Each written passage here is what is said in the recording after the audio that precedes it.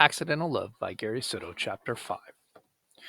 During her first few days at Hamilton Magnet, Marissa felt like she was on audition among her classmates. They kept looking at her, the new girl with brown lipstick and teased hair, and some would smile and others would just stare at her with flat, uninterested eyes. A few of the Latinos gave her looks like said, I know you, girl, and she would return to stare at them until they turned away. Her chewing gum, juicy fruit, her favorite would snap like a whip when one of them stared too long. Bean thought surfaced like a shark. If anybody had looked at her like that at her old school, she'd have slapped him. But she struggled to remain cool. It's different, she told her mother one morning as they drove up north through the suburbs. What do you mean? She asked. It's so white. And then she asked, Mom, you ever eat tofu? Eat? Isn't tofu a martial art? Nah, Mom, it's some kind of food. They serve it at school. Later, Marissa learned that tofu was a soy product which tasted in a veggie burger. She tasted in a veggie burger. Her tongue registered a simple description, tasty. She also learned that Rene was a vegetarian and avoided most milk products, though he would chug his favorite chocolate milk when he could. Milk isn't good for you, he announced, that at least the way the dairies keep cows. Most dairies are really filthy. What are you talking about? Like milk duds aren't good for you? Marissa refused to believe that milk duds were unhealthy. Renee nearly doubled over in asthmatic laughter. Finally, he said, No, milk duds aren't good for you, but I like them. After he controlled his laughter, he remarked, And I like you. Get out of here, homeboy. Marissa was suddenly shy as a pony. But I do. Right now, I'm missing chess club meeting because of you. Marissa was touched. You're missing chess club for me? That's so sweet. He pulled on her arm, saying, Come on. They headed for the gym, where boys were playing basketball in street clothes. Their pants precariously low on their hips, they hurried through the gym where their classmates cast momentary glances at them, then dropped their interest immediately. Where are we going? Marissa asked as they walked quickly down a hallway. You'll see.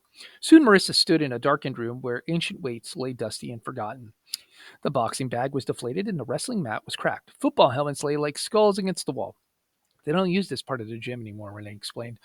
Then what are we doing here? Marissa asked. She wondered if Renee had brought her there to wrap his skinny arms around her thick middle and possibly bury his face into her neck. But she was wrong about his intentions. Renee wanted to exercise his masculinity in a different way. He lay on a bench, spit into his palms, and said, Pile it on. Get out of here. Come on, Marissa, he begged. I want to get strong. I wouldn't lift weights in the presence of anyone but you. He's so cute, she thought tenderly. She handed him a bar with weights on each end. He accepted the burden with a grunt. It's heavy. What do we have here? 50 pounds? Marissa didn't have the heart to tell him that he was lifting the equivalent of 2 soup cans tied on the ends of a broomstick. It's dark in here. I can't read the numbers, but yeah, it's about 50 pounds, maybe more. He did a set of 10 lifts, got up smacking his hands, and announced, I want to get me swoles, some muscle. Marissa picked up the pen that had rolled from his shirt pocket. Every day, I want to come here and pump iron. Renee flexed his left, then right biceps. I want to be like the Terminator. If you want me to help you, then give me a kiss. Marissa couldn't believe she said that. His arms became as limp as wet noodles. A kiss? He asked weakly as he lowered his head. He gazed down at the weights on the ground. How about one more set first? He did 2 more sets, grunting through clenched teeth. They returned to the main quad of the campus just as the bell began to ring. Lunchtime was over, along with Marissa's opportunity to push her boy against the wall and force a kiss out of him. But she did blurt out, Renee, you got to do something about your socks. They are clean. Nah, homeboy, your clothes ain't tight. She felt pity for the guy. You can't wear white socks like you do. Renee peeked at the lower extremities of his high water pants. Your socks got to match your pants. My mom never says anything. He offered his baffled face to her. Marissa propped her hands on her hips and wiggled her bottom. Big boy, do I look like your mama? Renee smiled as he tugged on his pants leg, trying to hide the blazing whiteness of his socks. No, you look like, began his asthmatic laughter. You look honk, my hot mama. They put their first kiss on hold. It was an early evening when Alicia called. Marissa, it's me. Marissa closed her bedroom door to block out the sound of the mixer, going at a high speed in the kitchen. What's going on? Silence. Are you mad at me? Marissa asked. Alicia didn't answer the question. How come you're at that new school? You think you're better than us? Her voice sounded forced and unnatural, as if she had been practicing the lines of a bad play and couldn't get them right.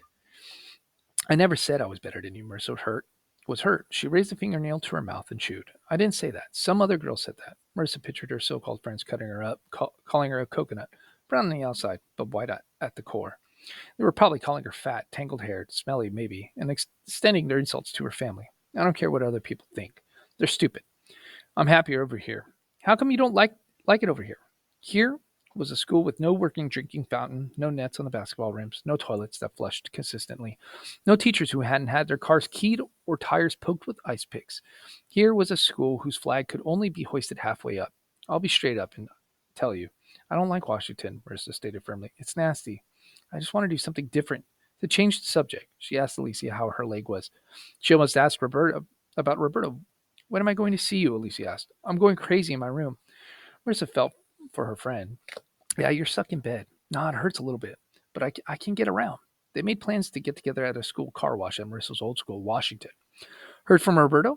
Marissa risked asking. He left some messages on my machine, but I'm not calling him back. Right on, girl. Marissa told her friend that she had to go, that her mother was screaming for help in the kitchen. I miss you, Alicia murmured. Marissa was confused. First, Alicia had called to say that a bunch of shanky classmates were talking about her. Then she was being all friendly. I'll call you, she told Alicia. In the kitchen, her mother was licking the blades of the hand mixer. You want some? Her mother asked. She handed Marissa a whirly blade, white with frosting. Marissa took the blade and made a swipe with her finger. As she licked the frosty, she warned herself, that's 20 calories and more if I keep going. She set the blade into the sink. What did you want, Mom? I want you to finish the cake. Her mother pointed to the lopsided cake that required a layer of frosting. Use a plastic spatula. Marissa plastered the cake with frosting and then helped make frijoles. She oiled a pan, set it on a burner, and after a long minute, scooped beans into it. The beans, little troopers, sizzled and marched in the pan. Mom, do you think I should be going to Hamilton instead of staying at Washington? Marissa smashed the beans and added a handful of yellow cheese. Wearing mismatched over oven mitts, her mother slowly brought a pan of red enchiladas out of the oven and set it on the counter. Claro. Of course you should. She took off the mitts and peeled back the aluminum foil. Steam rose against her face. Why don't you like it there? Yeah, I do, except I just got a call from Alicia. Pobrecita. How's her leg? She's home. She's getting around on crutches, Marissa hesitated, but finally informed her mother that some shisty girls were talking about her. So let those cholas talk about you like that. Her mother was furious, like a blender on high.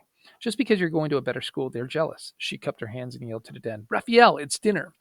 I like it at my new school, Marissa said. I know you do. You're going to do well. She cupped her hands and called out a second time, Raphael, Ben, we're waiting for you. Marissa poured iced tea from the pitcher, and instead of doctoring hers with scoops of sugar, she took it plain. When she cut into her enchilada, steam rose and moistened her forehead. She blew on a forkful and told her father, Dad, I'm trying out for a play. Como? His big mustache went up and down as he chewed. I'm going out for Romeo and Juliet. He chewed and cleared his throat, wiped his mouth with his napkin, picked up a grain of arroz that had fallen from his fork onto the table, and remarked, I used to know Romeo and Juliet. Dad, get out of here, Marissa said in belief. No, really, he said, as one hand absently rubbed the front of his stomach. Back in high school, there was a guy, Romeo Garcia, and his girlfriend was Julieta Mendoza. They were an item. As she drank, Marissa stared at her father through the bottom of her glass of iced tea. Her father seldom veered from the truth. She listened as he told her how Romeo loved his Julieta until his other guy came along. Who is this other dude? He looked at her straight in the eye. It was me. Marissa's mother slapped his arm. Mentiroso. You were too busy chopping cotton to have a girlfriend. Chopping cotton, he chuckled with both hands on the ball of his stomach. That's how I met Julieta. He winked at his daughter and went for a second helping. Marissa was in bed, near the edge of sleep, with her math book in her face. When her cell phone rang, she rose up onto her elbows and plucked her phone from the headboard, where she kept her stuffed animals. Yeah, she asked. Face draped with her hair, she swept it out of her eyes, which were still closed but suddenly opened when a voice asked, How's Alicia? Roberto, the rat, la rata. Why are you calling? Marissa glared at the clock on her chest of drawers. The clock glowed 10:18. I'm calling because Alicia won't answer her phone. She don't want to see you. You broke her leg. Worse, you cheated on her. And Alicia told me that the girl in the photo was muy fea. She snapped closed her math book and set it roughly onto the floor. Marissa could hear Roberto swallow. He muttered, How come our school ain't good enough for you? She clicked off the phone as she muttered, Tonto, jerk. But a second later, the phone rang again. She picked it up and roared frostily, I said she don't want to talk to you. You don't want to talk to me? It was Renee, a lamb with no sins except bad taste in clothes. Oh, Renee, it's you. I'm sorry. Marissa sat up and rubbed the hammer of her right fist against her sleepy eyes. I'm calling you because you like me, Marissa Wrist. You're so sweet. Yeah, he giggled. And because I got up to doing 15 push-ups without stopping. My Terminator, Marissa crowed. Oh, come on, Marissa. I'm not really that strong. Marissa could see him bashfully lowering his face. She pictured him doing each of the 15 push-ups and shaking from the pain as he touched his nose on the floor. Yes, you are. Oh my, Renee whispered and then told her that his mother had bought him a pack of blue socks. This is the end to Chapter 5 Accidental Love.